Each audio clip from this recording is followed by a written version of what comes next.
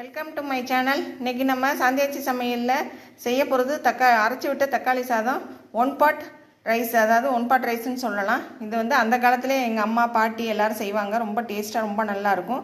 ஆனால் இது வந்து கொஞ்சம் குலைவாக தான் இருக்கும். இப்போ அதுக்கு தேவையான பொருட்கள் என்னென்னு சொல்லிடுறேன். அப்புறம் என்னோடய சேனல் எல்லோரும் சப்ஸ்கிரைப் பண்ணுங்கள், லைக் பண்ணுங்கள், ஷேர் பண்ணுங்கள், மெயினாக சப்ஸ்கிரைப் பண்ணுங்கள். இப்போ வந்து கமெண்ட்ஸில் சொல்லுங்கள். இப்போ வந்து இதுக்கு தேவையான பொருட்கள் நான் டிஸ்கிரிப்ஷன் பாக்ஸ்லேயும் கொடுத்துருவேன். இப்போவும் சொல்லிடுவேன்.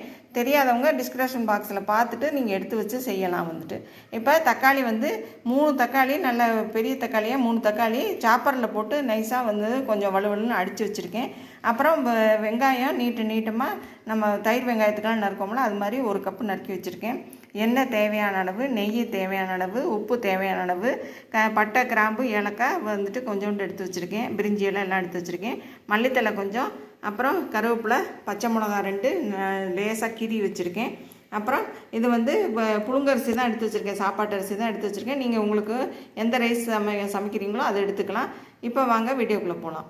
இப்போ அரைச்சி விட்ட தக்காளி சாதம் அப்படிங்கிறதுனால நான் இப்போ அரைக்கிறதுக்கு என்னென்ன எடுத்து வச்சுருக்கேன்னு பார்க்கலாம். சோம்பு, சீரகம், வெள்ளைப்பூடு, இஞ்சி, பட்டை, கிராம்பு, கிராம்பில் பட்டை, அன்னாச்சி பூ அதை எடுத்து வச்சுருக்கேன். அப்புறம் வரமிளகா 4, தேங்காய் பூ கொஞ்சம் எடுத்து வச்சுருக்கேன். இது ஒரு 7 சாமான் வரும். வந்துட்டு இஞ்சி, பூண்டு, சோம்பு, சீரகம், வரமிளகா, தேங்காய், அந்த பட்டை, அவ்வளோதான். இப்போ வாங்க இதை அரைச்சிட்டு வந்து இப்போ காமிக்கிறேன். இப்போ 1 பாட்டு தக்காளி சாதத்துக்கு, அரைச்சி விட்ட தக்காளி சாதத்துக்கு எண்ணெயும் நெய்யும் காய வச்சுருக்கோம். இப்போ இதில் எண்ணெய் நெய் காஞ்சிருச்சு. பட்டை, பிரிஞ்சி இலை, 1 ஏலக்காய் போட்டு தாளிச்சிக்கலாம். அடுத்து வெங்காயத்தை போட்டு நல்லா பொன்னிறமாக வதக்கிக்கலாம்.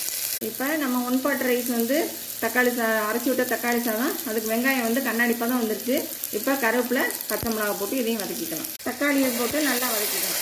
தேவையான அளவு உப்பு. இப்போ இது கூடவே மல்லித்தலையும் போட்டு வதக்கிக்கலாம். 1 பாட் தக்காளி சாதத்துக்கு அரைச்சி விட்ட தக்காளி சாதம், அதுக்கு அரைச்சி வச்ச மசாலாவை அதில் ஊற்றி நல்லா பச்சை வாசனை போக கிண்டிக்கலாம். மசாலையெல்லாம் நல்லா எண்ணெய் பிரிஞ்சு வந்துருச்சு. நம்ம இப்போ ஊற வச்சுருக்க அரிசியை தண்ணி இருத்துட்டு இதில் போட்டு சும்மா ஒரு பிரட்டிக்குங்க. தக்காளி சாதத்துக்கு, நம்ம அரைச்சி விட்ட தக்காளி சாதத்துக்கு அரிசியை வறுத்தாச்சு. இப்போ 1க்கு 3 தண்ணி, எந்த டம்ளரில் எடுக்கிறீங்களோ அதில் 1க்கு 3 தண்ணி வச்சு இதை வந்து ஒரு நல்லா கொதி வர விட்டு காமிக்கிறேன். இப்போ தக்காளி சாதம் நல்லா கொதி வந்துக்கிட்டு இருக்குது. இப்போ குக்கர் மூடியை போட்டு மூடி 7 நிமிஷம் வச்சுட்டு அப்புறம் விசில் அடங்கினதுக்கப்புறம் இப்போ எடுத்து காமிக்கிறேன். நல்லா விசில் அடங்கிடுச்சு. இப்போ பாருங்கள், இதை திறந்துட்டு பார்க்கலாம்.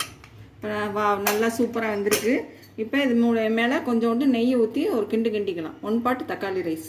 இப்போ நம்ம ஆல்ரெடி 1 பாட்டு அரைச்சி விட்ட தக்காளி சாதம் சூப்பராக ரெடி ஆகிடுச்சு. இப்போ பாருங்கள், இந்த மாதிரி கொஞ்சம் கொலன்னு இருக்கும். அப்போ தான் நல்லாயிருக்கும். இது டிஸ்பிளேயில் வச்சுட்டு இப்போ காமிக்கிறேன்.